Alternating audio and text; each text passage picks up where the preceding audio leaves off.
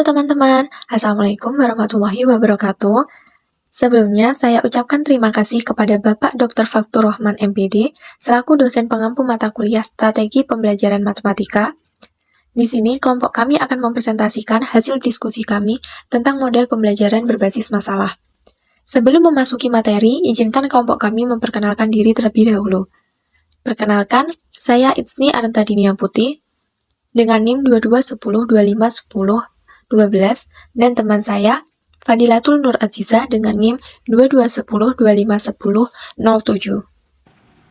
Baik, materi yang pertama, pengertian pembelajaran berbasis masalah.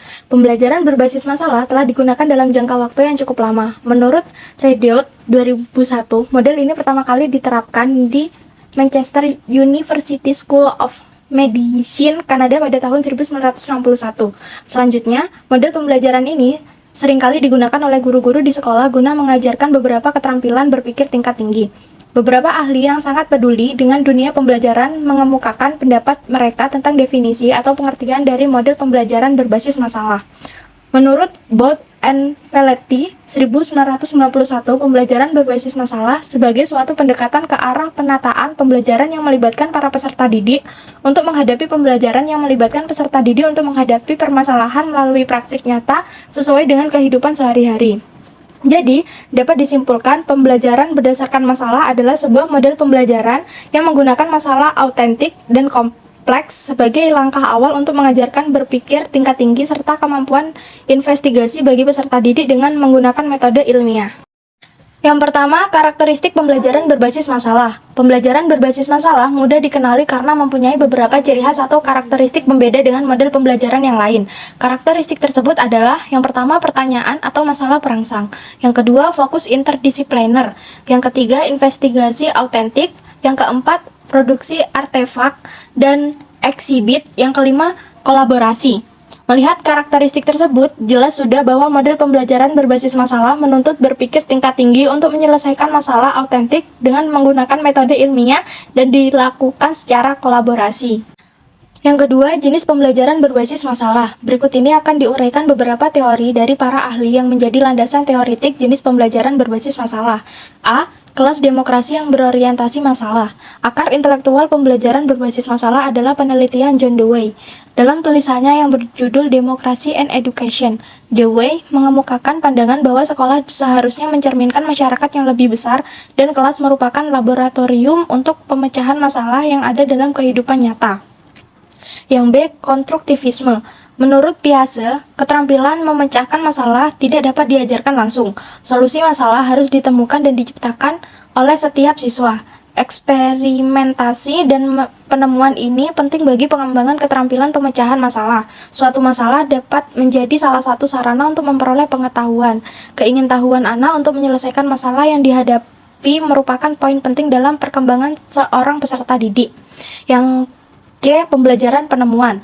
Teori pendukung penting yang dikemukakan oleh Brunner terhadap pembelajaran berbasis masalah adalah pembelajaran penemuan. Menurut Brunner, pembelajaran penemuan adalah suatu model pengajaran yang menekankan pentingnya membantu siswa memahami struktur atau ide-ide kunci dari suatu disiplin ilmu, kebutuhan akan keterampilan siswa dalam belajar, dan keyakinan bahwa pembelajaran sejati terjadi melalui penemuan pribadi. Materi ketiga, membuat skenario pembelajaran berbasis masalah. Model pembelajaran berbasis masalah memiliki 5 sintak atau langkah-langkah pembelajaran. Langkah-langkah tersebut berisi panduan sistematis yang bisa digunakan oleh guru untuk mengajar. Kelima langkah tersebut dijelaskan dalam tabel berikut. Pada kegiatan pertama, kegiatan pendahuluan dengan durasi waktu 10 menit. Deskripsi kegiatannya. Yang pertama, guru melakukan pembukaan dengan salam dan doa. Yang kedua, guru mengulas materi minggu lalu dan mengaitkannya dengan materi yang akan dibahas. Yang ketiga, guru memotivasi siswa dengan cerita, teladan, disertai penanaman karakter. Yang keempat, guru menyampaikan tujuan pembelajaran. Pada kegiatan kedua, yaitu kegiatan inti dengan durasi waktu 60 menit. Deskripsi kegiatan, fase pertama, orientasi siswa pada masalah. Dengan deskripsi kegiatannya, yang pertama, guru mengajukan contoh permasalahan. Yang kedua, guru meminta siswa mengamati dan memahami masalah secara individu. Pada fase yang kedua, mengorganisasikan siswa belajar.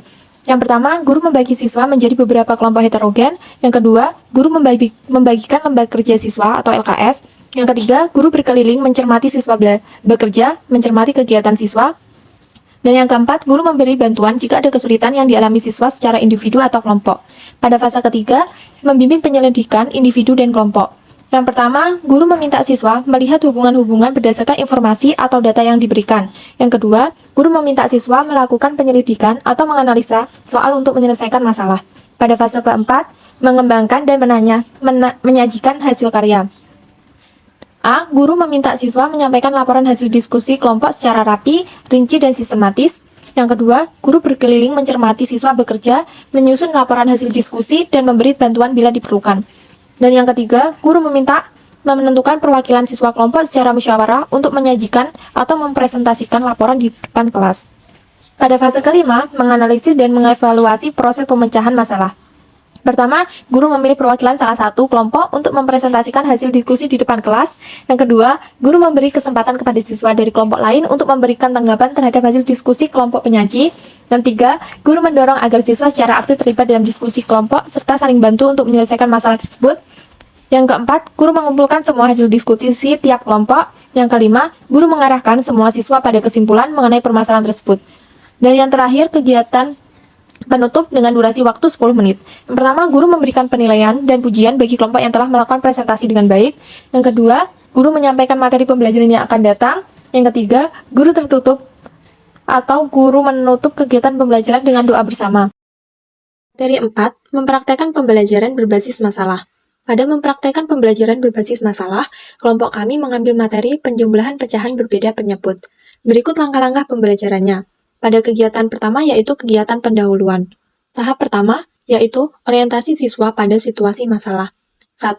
Guru menyampaikan tujuan pembelajaran dan pokok-pokok materi yang akan dipelajari. 2. Persepsi yaitu melalui tanya jawab, guru mengingatkan kembali tentang pecahan dan lambangnya, istilah pembilang dan penyebut, pecahan senilai, dan penjumlahan dua pecahan sama penyebut.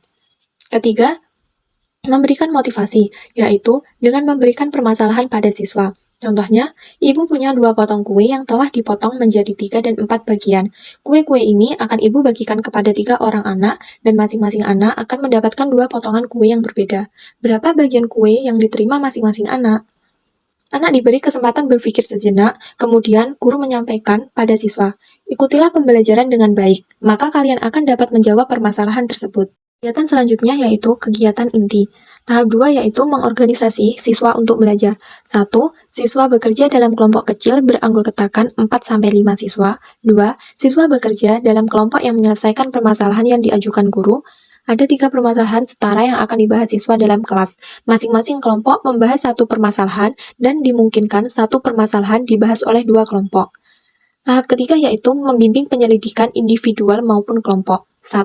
Guru memberi kesempatan luas kepada siswa untuk berpikir dan bertindak menurut cara masing-masing, dan guru berperan sebagai fasilitator. 2. Guru berkeliling untuk mengamati, memotivasi, dan memfasilitasi, serta membantu siswa yang memerlukan. Tahap 4 yaitu mengembangkan dan menyajikan hasil karya. 1. Siswa mempresentasikan hasil pekerjaan atau penyelesaian masalah dan alasan atas jawaban permasalahan di depan kelas. Kelompok yang lain menanggapi atau mengomunikasikan hasil kerja kelompok yang mendapat tugas. 2. Guru memberi penguatan terhadap jawaban siswa, yaitu dengan mengacu pada jawaban siswa dan melalui tanya jawab membahas penyelesaian masalah yang seharusnya. 3. Mengacu pada penyelesaian jawaban siswa, guru dan siswa membuat penegasan atau kesimpulan cara menjumlahkan 2 pecahan berbeda penyebut. Pada tahap 5 yaitu menganalisis dan mengevaluasi proses pemecahan masalah. 1. Guru dan siswa membuat penegasan atau kesimpulan cara menentukan hasil penjumlahan 2 bilangan berbeda penyebut. 2. Guru mengadakan refleksi dengan menanyakan kepada siswa tentang hal-hal yang dirasakan siswa, materi yang belum dipahami dengan baik, kesan dan pesan selama mengikuti pelajaran. Ketiga, siswa mengerjakan tugas-tugas yang diberikan guru. Terakhir yaitu tahap penutup. Yang pertama, guru memberikan penilaian dan pujian bagi kelompok yang telah melakukan presentasi dengan baik. 2. Guru dan siswa membuat simpulan materi.